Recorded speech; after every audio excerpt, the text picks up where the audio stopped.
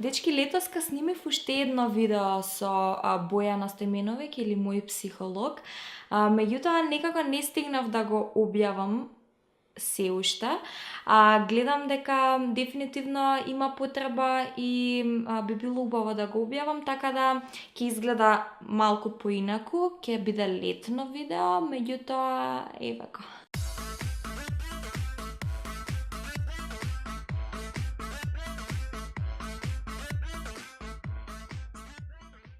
Здраво дечки, јас сум Кика Вера и денеска сме повторно тука со Бојана во канцелариите на мој психолог.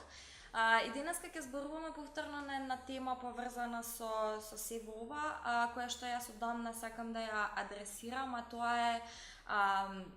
тоа се оние навреди кои што ги пишуваат луѓето под слики, под постови, коментари, така натака.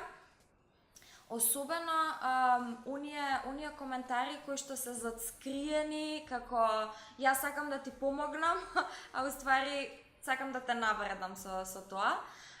Сакам од психолошки аспект малку да проговориме за луѓето кои што даваат лоши коментари, кои што почувствуваат потреба да дадат лош коментар на некого.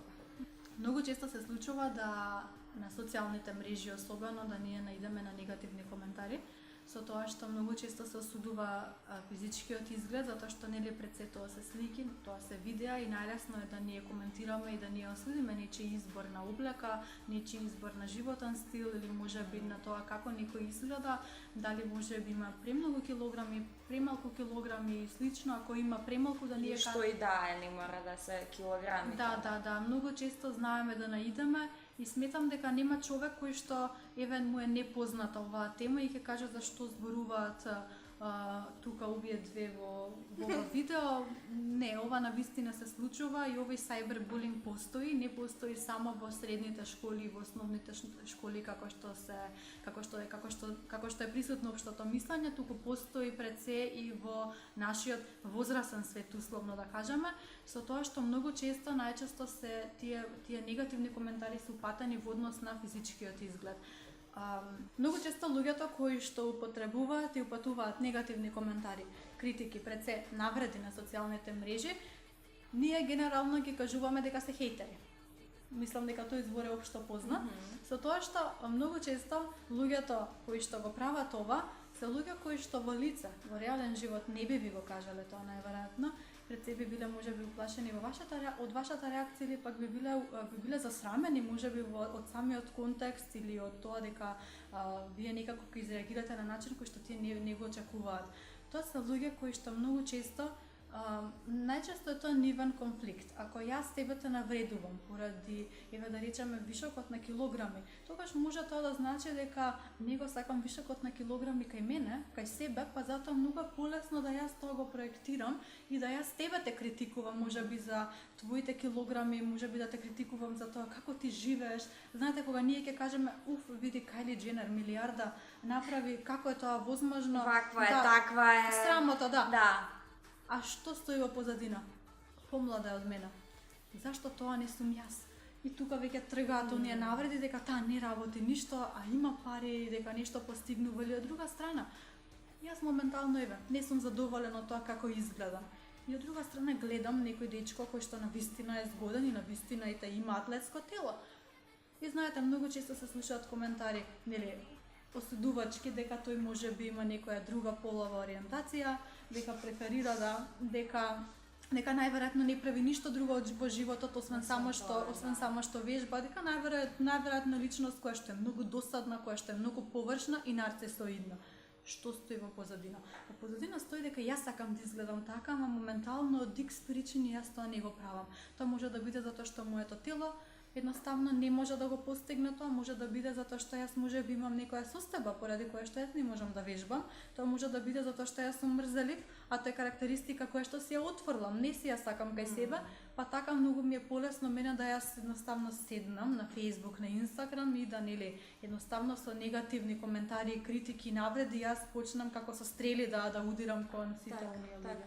И најчесто сите вакви коментари доаѓаат од анонимни профили, анонимни нели не си го кажуваат својот идентитет, не си го кажуваат своето име баш заради тоа што веројатно се срамат или со тоа покажуваат дека тие самите имаат некакви проблеми во себе си. И мислам дека баш заради тоа треба да можеби да ги разбереме овие луѓе и да не ги сваќаме сите тие навреди лично, затоа што веројатно немаат кога некој ќе на навреди така на Facebook, на Instagram, на што и да е, тоа нема апсолутно никаква врска со нас. Тоа има врска со тие самите, како се чувствуваат тие и што им се случува нив во живот. Да, тука сакам да се надоврзам всушност дека ние пак ќе се навратиме од оние наши претходни видеа, дека ние треба да бидеме свесни кои сме, што ние поседуваме за нашите капацитети, нашите потенцијали, која слика пред се за себе ние ја гаиме, самите ние. Со тоа што кога иве некој кика тебе би ти кажал, кика ти имаш плава коса. Ти ќе кажеш не, јас имам црвена коса. Некој кој ти каже кика, ти имаш 1,10 м, ти ќе кажеш не, јас имам 1,65 м. Кика, ти имаш 200 кила. Не, јас не имам 200 кила, јас имам толку и толку. За тоа што Кика е свесна, значи, за некои своји атрибути, но тука доаѓаат и оние други работи. Ти си мрзелив, ти си глуп, ти си невоспитан, безобразен и сите оние нели негативни коментари кои што можеби не е пристојно сега да ги набројам, да.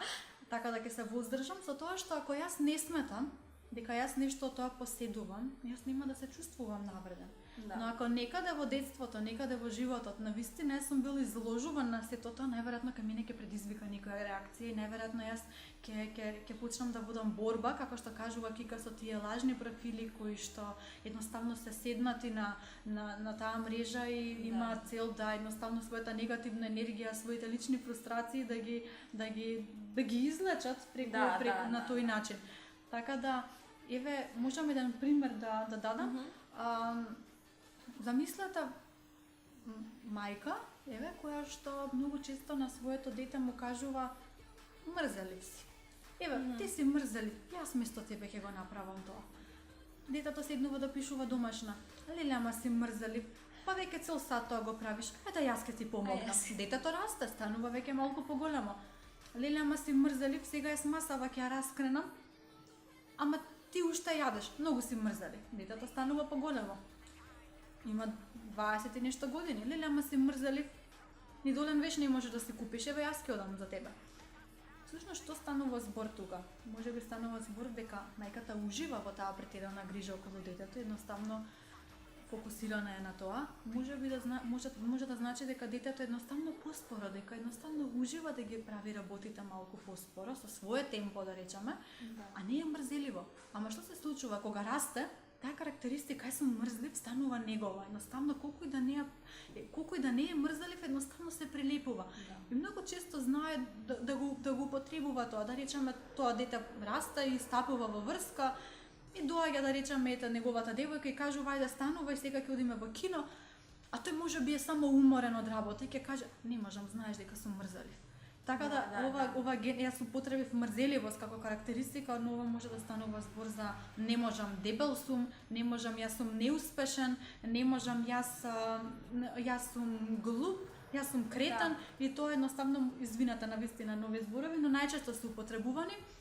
Едноставно тоа може да биде карактеристика која што некаде во детството, да речеме, или можеби во нашето обкружување, не мора тоа да бидат само родителите, може да бидат тоа наставниците, професорите, може да бидат врсниците кои што на нас едноставно не ги имаат прилепено и да ние си ги носиме како стикери, како етикети и да многу често се идентификуваме со самите нив, колку и да тие не се дел од нас. Так, значи, најтешко ни паѓа кога ќе видиме коментар кој што и самите си го имаме како негативно мислење за себе си. Веројатно тие најмногу не болат, затоа што, како што рече, кога знаеме нешто дека не е вистина, едноставно ги игнорираме работите. Меѓутоа, мислам дека сите тие работи, сите тие негативни работи кои што ги мислиме за себе си, со работа на себе си можеме да ги тргнеме, да почнеме да не ги мислиме веќе и веќе дефинитивно да можеме да игнорираме секакви коментари, да не се замараме со тоа што ќе кажат другите. Така да не се замарајте со што ќе кажат другите. Сакаш да кажеш нешто? Да, тоа сакам да се надоврзам на тебе дека не е невозможно да ние се прифатиме себе си, не е невозможно да ние стекнеме имунитет на тие коментари, дали тоа ќе бидат на социјалните мрежи или тоа ќе бидат во реалниот живот едноставно. Да, постои, со тоа што потребно е работа, потребна е поддршка. Јас не верувам дека луѓето едноставно туку така преку ноќ стекнуваат самодоверба и се имуни на сите тие негативни коментари. Потребна е работа, потребна е свесност и потребна е поддршка. Луѓе, ако има луѓе кои што навистина секојдневно ви упатуваат негативни коментари, зашто вие се дружите со тие луѓе? Дружите се со луѓе кои што вас ве охрабруваат, кои што вас ви даваат критика, но е конструктивна критика, која што има и позитивен фидбек и целта е позитивна. Луѓе кои што вас едноставно ви го поткренуваат оптимизмот, а не ви го поткренуваат песимизмот. Или пак, ако негативните коментари најчесто во вашиот живот се присутни на Facebook и на Instagram, тогаш намалете со Facebook и Instagram. Живете го животот, не живете на социјалните мрежи, тоа е тоа, лесно. Значи, возможно е, само треба да бидете свесни за кои сте и што поседувате како квалитети и да не се замарате со сите оние можеби негативни работи кои што ги поседувате, затоа што нормално е секој од нас да има и некакви негативни карактеристики, меѓутоа секогаш да знаеме дека и да знаеме да си ги сакаме оние позитивни работи и да бидеме свесни за што се случува во нас и околу нас. Фала ти, Бојана. Фала ти на тебе. Бојана ќе биде и тука и понатака. Ќе зборуваме на вакви теми постојано.